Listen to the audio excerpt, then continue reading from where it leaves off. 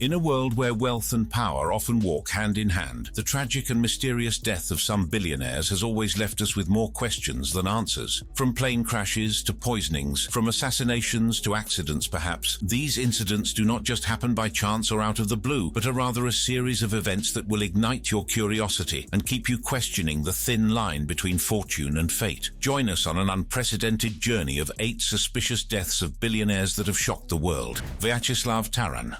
Vyacheslav Taran was a Russian fintech entrepreneur and co-founder of Libertex Group, a leading foreign exchange and crypto trading platform. He was also one of the richest people in the world with a net worth of over $20.2 billion. But on November 25, 2022, he met with a tragic and mysterious end when his helicopter crashed near the French-Italian border, killing him and his pilot. Born in Vladivostok, Russia in 1969, Vyacheslav Taran had a humble background. He worked as a radio engineer before entering the financial industry. In 1997, he co-founded Forex Club, a foreign exchange trading platform that became one of the top 3 exchanges in Russia. He also founded Libertex Group in 2012, which expanded into the crypto market and operated in over 100 countries. In addition to these, Taran was involved in several investment and real estate companies, such as uHodler Wallet and Wirex Card and App. Taran was no stranger to love, as he was married to Olga Taran, the founder of Hello Monaco magazine, and had 3 children. He had been living in Monaco for several years and enjoyed a lavish lifestyle. He was known for his philanthropy and supported various causes such as education, health and sports. On that fateful day, on November 25, 2022, the 53-year-old Russian oligarch was traveling from Lausanne, Switzerland to Monaco via France in an Airbus H130 helicopter. He was the only passenger on board, accompanied by a 35-year-old French pilot who had years of experience. The helicopter took off from Lausanne and was expected to land in Monaco, but unfortunately, it never reached its destination. At around 1 p.m., the helicopter crashed into a hillside near Villefranche-sur-Mer, a town on the French Riviera. Both Taran and the pilot were killed instantly. The cause of the crash is still under investigation by the French authorities. One of the most intriguing facts about the crash is that Taran was supposed to have another passenger on board, but whoever it was cancelled the trip at the last minute. According to France Bleu, a local radio station, the second passenger booked his seat on the helicopter through a charter company, but the identity and motives are not known. Another curious detail is that Taran had many enemies in Russia who could have wanted him dead. Also, according to Life.ru, a pro-Kremlin media outlet, Taran had been accused of ripping off investors and clients through his Forex Club platform, which was stripped of its license by the Russian Central Bank in 2018. The outlet claimed that Taran had fled to Monaco to avoid prosecution and that he had received threats from his former partners and rivals. Despite being out of operation in Russia, Forex Club still continues to run in over 100 countries. According to other reports, the weather conditions were good and there were no signs of technical problems or distress signals from the helicopter. All of these observations, therefore, leave behind some aspects of the crash that raise speculation about possible foul play. Interestingly, the deputy public prosecutor from Nice, upon visiting the scene, stated that the possibility of a third party's involvement could not be dismissed. Also, the Ukrainian news agency had union asserted, without providing substantiated proof, that Taran was a wealthy cryptocurrency entrepreneur,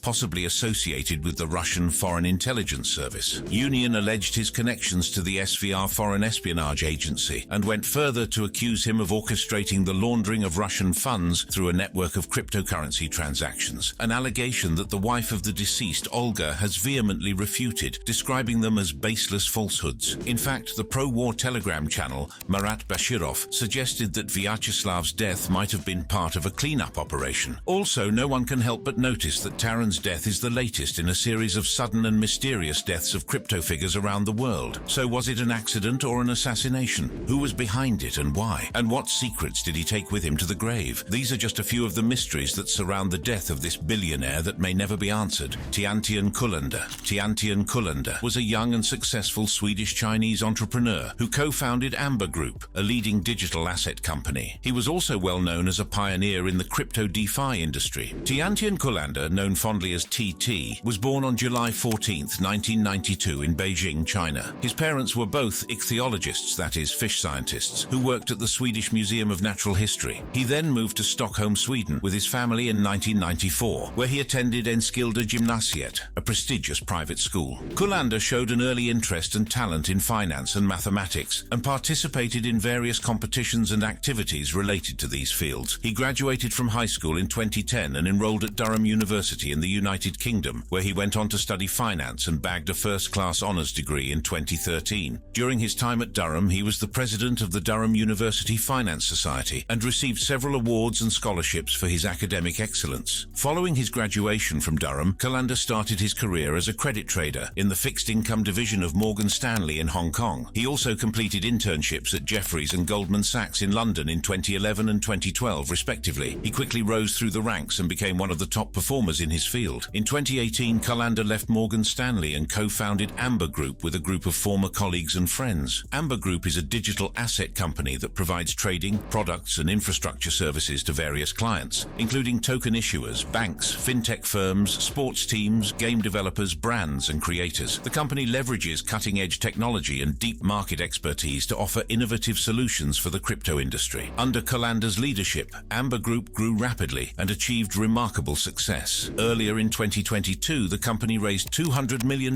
in a Series B plus funding round led by Temasek, Tiger Global Management and Coinbase Ventures, among others, valuing it at $3 billion.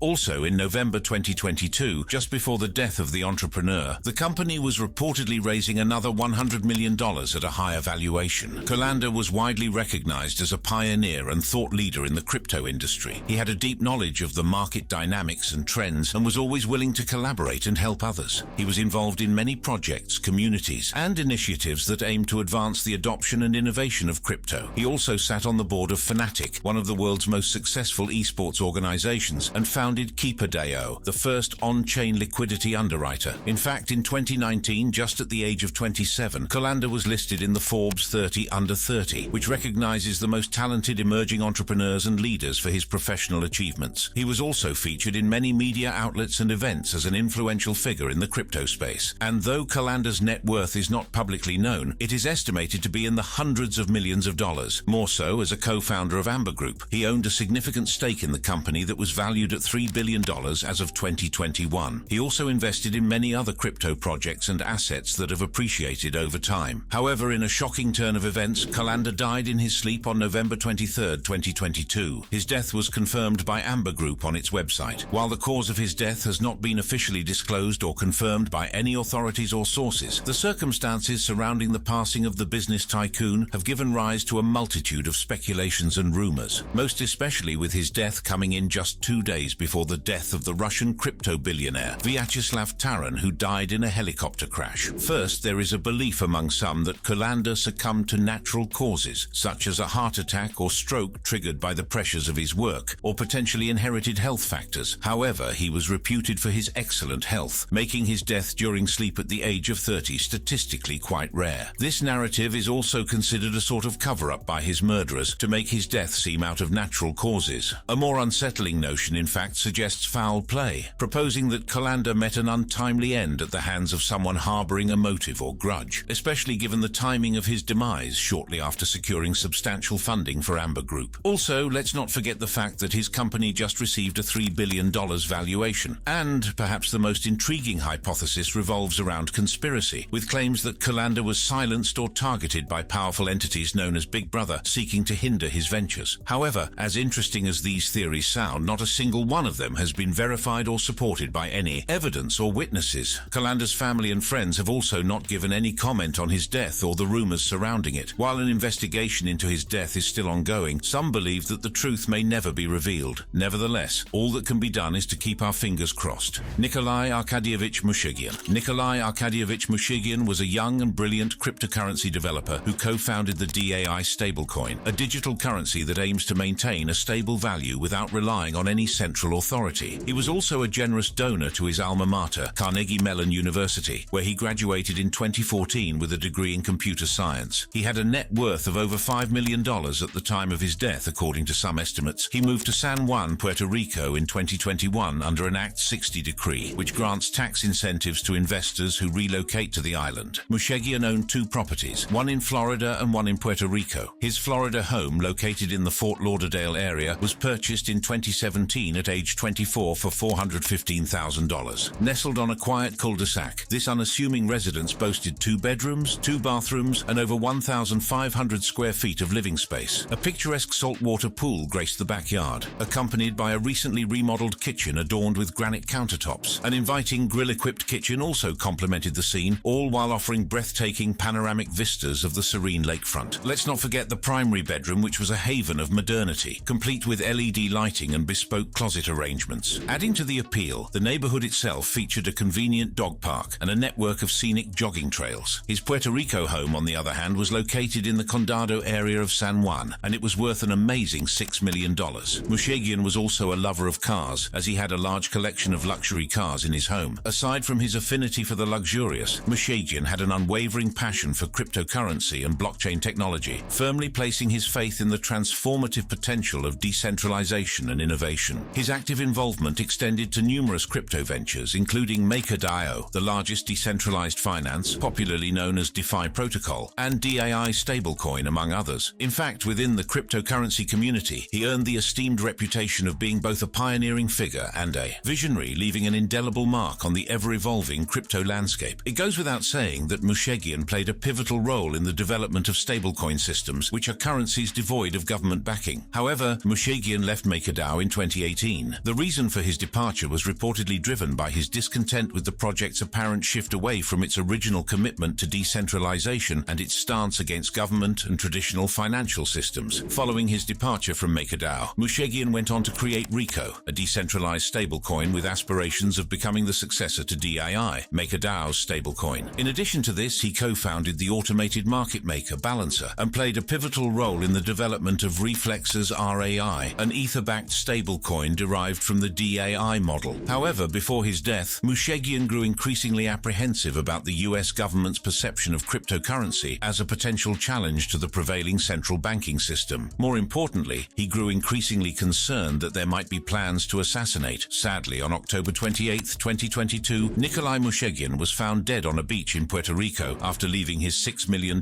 beach house for a walk. And though the official cause of death was drowning, as they found no evidence of foul play, even though they confirmed he suffered a small laceration to his skull, there are some suspicious circumstances surrounding his demise. For one thing, he had tweeted a few days before his death that he was investigating a VIP pedophile ring and that he had evidence to expose it. He also said that he had received death threats and that he feared for his safety. His last tweet, posted just hours after tweeting that intelligence agencies would murder him, read, "CIA and Mossad and pedo elite are running some kind of sex trafficking entrapment blackmail ring out of Puerto Rico and Caribbean islands. They're going to frame me with a laptop planted by my ex-GF who was a spy. They will torture me to death." As a result of this, the news of the passing of the crypto developer just after his last cryptic tweet, coupled with a string of other enigmatic posts referencing a struggle against individuals he alleged were part of the central banking cartel, using tactics like debt and blackmail as their arsenal, has given rise to a web of conspiracy theories, both on the internet and within the closely knit cryptocurrency community in Puerto Rico. Another strange detail is that the beach where he was found, known as Ocean Park, is notorious for its strong riptides and dangerous currents. It is not a popular spot for swimming or surfing, and there are signs warning visitors of the risks. He was also found wearing his clothes, and he still had his wallet on him. Meanwhile, some of Mushegian's close associates claim he suffered from extreme bouts of paranoia and mental problems, and had even seen a psychiatrist at a time. However, additional sources, including his family, hold the view that the drowning did not occur accidentally or due to external foul play. They believe that it may have been a self-inflicted act, since the deceased had been in a sort of downward spiral. Barry Sherman. Bernard Sherman was a Canadian billionaire who founded Apotex, the largest generic drug company in the country. He and his wife Honey were also known for their philanthropy, supporting various causes in health, education and culture. Barry Sherman was born in Toronto in 1942 to a Jewish family. His father died when he was 10 years old, and he bought his uncle's drug company, Empire Laboratories, when he was 25. He sold Empire in 1972 and used the proceeds to start Apotex in 1974. Apotex grew to become a global leader in generic drugs, producing more than 260 products and exporting to over 115 countries. Revenues were about $1.5 billion annually, and the company also employs over 11,000 people. Sherman was known for his aggressive and innovative business strategies, as well as his legal battles with competitors and regulators. He amassed a fortune of $3.2 billion at the time of his death, according to Forbes, making him the 12th wealthiest man in Canada. In fact, in a different publication known as Canadian Business, the pharmaceutical entrepreneur was reported to be worth about 4.77 billion Canadian dollars, equivalent to over $3.5 billion.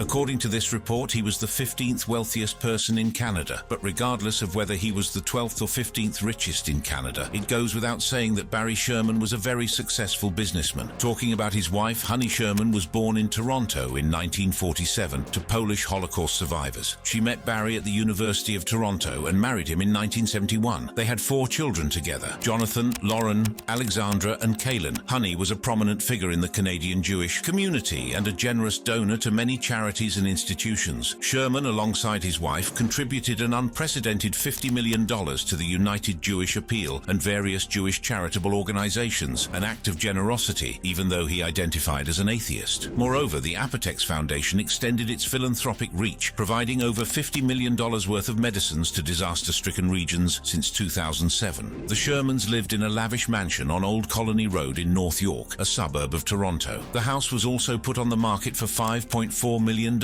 as they planned to build their dream home in the serene neighborhood of Forest Hill. Interestingly, Honey had blueprints for a new family estate with an estimated budget of $30 million. The new house was to feature a central swimming pool adorned by a retractable skylight and accommodations for the household staff. However, fate had other plans, and the Shermans never had the chance to make it their home. Tragically, on December 15, 2017, they were found dead in the basement pool area of their home by real estate agents who were showing the property to potential buyers. The agents had also been let in by the cleaning staff who had entered the premises using a newly installed lockbox. Their bodies were seated side by side with leather belts wrapped around their necks and tied to a pool railing. 75-year-old Barry was found seated on the pool deck with his legs crossed, while Honey, 70, lay on her side, bearing a bruise on her face. Their arm movement was also limited by coats draped over their shoulders. The two of them were fully clothed and were facing away from the water. The cause of death was determined to be ligature neck compression, a type of strangulation, and a second autopsy also confirmed that the couple's cause of death was homicide. Aside from the police, who worked tirelessly to solve the case, the Sherman family also hired their own team of private investigators to conduct a parallel probe into the murders. However, by the close of 2019, the family's private investigators closed their investigation. The Shermans' murders have sparked widespread public interest and media attention in Canada and abroad. Many questions remain unanswered about who killed them and why. Speculations also abound that the murders may have been motivated by business rivalry or personal vendetta. The family has offered a reward of up to $35 million for information leading to the arrest and conviction of the perpetrators. In 2019, 2 years after the murder of the couple, the police claimed they had a working theory of the case and an idea of what happened, but they have not revealed any details or made any arrests yet. And though the case is still open in 2022, the police have, however, deemed the case old. Dmitry Zelenov. Dmitry Zelenov was a Russian real estate tycoon who died under mysterious circumstances in December 2022. He was once one of the youngest billionaires in Russia, but his fortune dwindled after the global financial crisis of 2008. And just like the previous billionaires on this list, his death sparked speculation and controversy, as he was one of several Russian oligarchs who met untimely ends in recent years. According to French newspaper Var Matin, Zelenov died at age 50 after tumbling from a flight of stairs on December 9, 2022. He was having dinner with friends at a villa in Antibes, a coastal city in France, when he suddenly became unwell and tumbled from a flight of stairs. He suffered critical head injuries and was rushed to Hospital Pasteur in Nice, where he underwent vascular surgery for unspecified heart problems. He, however, succumbed to his injuries on December 10, 2022. Dmitry Zelenov was born in Moscow in 1972. He graduated from Stony Brook University and started his career at one of the banks in Russia. He then moved into real estate development and co-founded Don Stroy in 1994. Don Stroy became one of the leading developers in Moscow, building high-end residential and commercial projects such as the Triumph Palace Tower. The 61-story Triumph Palace skyscraper in Moscow was Europe's tallest apartment building when it opened in 2003. Zelenov's net worth fluctuated over time due to the volatility of the Russian economy and politics. In 2008, he made the Forbes list with a net worth of $1.4 billion at the age of 36. However, after the global financial crisis, he lost most of his fortune and fell off the list. The death of the oligarch raised eyebrows for obvious reasons. At the time of his death, he was the latest in a series of Russian business leaders and oligarchs in the Russian oil, gas, technology, and financial sectors who died under mysterious circumstances. In September 2022, Ravil Maganov, the chairman of the oil company Lukoil, died after falling from a hospital window, plummeting 6 stories to the ground. Maganov's company had opposed Russia's invasion of Ukraine, a similarity shared with Zelenov, as he too was openly opposed to the attack. The anti-Kremlin Telegram channel, General SVR, alleged that Maganov's sudden death was orchestrated on the orders of like Putin himself. Reports indicate that Maganov's wife was present in the adjacent room at the time of his passing, and suspiciously, no CCTV cameras were directed toward the location where the incident occurred. Furthermore, law enforcement sources disclosed that no suicide note was found at the scene. Also, in November 2022, Viktor Cherkasov, a longtime ally of Russian President Vladimir Putin, who later became an outspoken critic, died at the age of 72. Cherkasov was a former chief of the State Drug Control Service and presidential envoy to the Northwestern Federal District. And that's not all. Anatoly Gerashchenko, the former head of Moscow Aviation Institute, also died after falling mysteriously from a great height in December 2022. The institute's press office called his death the result of an accident. Despite no suspicions of foul play, French authorities continue to probe the perplexing and premature death of Zelenov. Also, though no evidence suggests that the deaths of these prominent businessmen are connected, the public cannot help but notice the weirdness of it all. At the age of only 50, the late real estate developer left behind a wife and 4 children. However, without a will or estate plan to allocate his assets, tensions have escalated, leading to discord within the family as they engage in a legal battle over the considerable wealth left behind.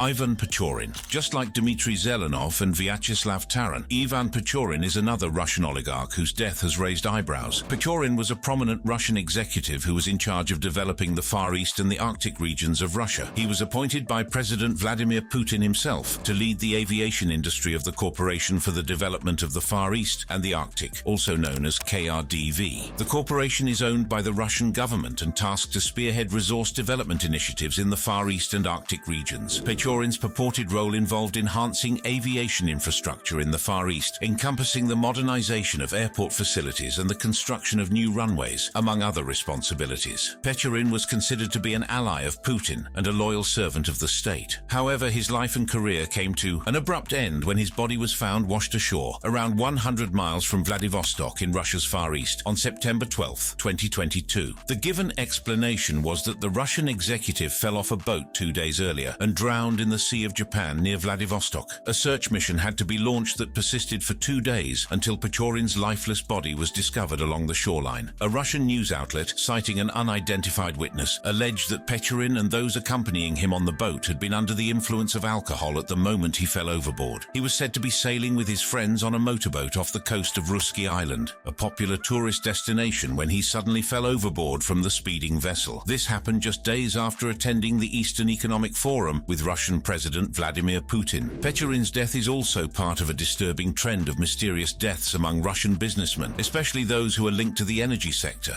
In fact, Igor Nosov, the Director General of KVRD, who was Pechorin's former boss, met an untimely end on February 8th of the same year at the age of 43, with the official cause of death being declared as a stroke. From January 2022 till the time of Pechorin's death, at least 9 Russian executives have reportedly died by suicide or in unexplained accidents. 6 of them were associated with Gazprom or Lukoil, 2 of the largest oil and gas companies in Russia. Some of these deaths occurred shortly before or after Russia's invasion of Ukraine, which has sparked international condemnation and sanctions. Some analysts also believe that these deaths are related to the war, either as a result of internal power struggles within the Kremlin or as a way of silencing dissenting voices. Ivan Pechorin was born in 1983 and was aged 39 at the time of his death. He is also the second KRDV executive to die unexpectedly in 2022. Alexander Tyulikov. Alexander Tyulikov was a Russian businessman and a top executive at Gazprom, the state-owned energy giant and one of the largest companies in the world. He is also another Russian oligarch who has died under strange circumstances. Tyulikov was the deputy general director of Gazprom ERC's Unified Regulatory Center, known also as UCC for corporate security. Before assuming his role at Gazprom ERC in March 2014, Tyulikov had served as the deputy general director for corporate security and human within the Russian gas giant. Also, during the upgrade of Gazprom's vehicle fleet, the security units within the company initiated an investigation into the alleged fraud involving Schulman. Now, let's not forget to mention the death of Wagner Group's boss, Yevgeny Prigozhin, and 9 other top members of the group who were killed in a plane crash during a flight between Moscow and St. Petersburg. Formerly a steadfast ally of Russian President Vladimir Putin, Prigozhin's stance shifted to a potential challenge to Putin's political standing when his private military contractors occupied the Russian city of Rostov-on-Don and raised concerns about advancing towards Moscow in June 2023. The situation was eventually diffused through a negotiation brokered by Belarusian President Alexander Lukashenko. Nevertheless, this episode cast cast a shadow over Putin's image of indomitability. In all, the phenomenon of the suspicious deaths of Russian businessmen and oligarchs has been dubbed as the sudden Russian death syndrome or sudden oligarch death syndrome by some media outlets and commentators. Some suggested that the deaths were orchestrated by the Kremlin or its agents as a way of eliminating potential rivals, dissenters or whistleblowers, or as a warning to others who might challenge Putin's authority or interests. However, others have also argued that the deaths were not necessarily connected and that some of them could have been genuine suicides, accidents or killings by competing influential clans without a centralized Kremlin effort. They also noted that the suicide rate in Russia is the third highest in the world and that the Russian business community could be under substantial pressure from the war in Ukraine and international sanctions. Nevertheless, in all cases, there are widespread suspicions that the deaths may have been staged as suicides. There is also the possibility that high-ranking individuals with Kremlin connections are currently attempting to conceal evidence of fraud within state-run enterprises. But here's still the question: what caused the sudden death of these Russian billionaires and oligarchs? And most importantly, if they were truly murdered in a cleanup sweep, who gave the kill order? Which of these Russian billionaires' deaths do you find the most suspicious? Tell us your thoughts in the comments. Also, for more captivating videos like this, click on one of the cards currently displayed on your screen.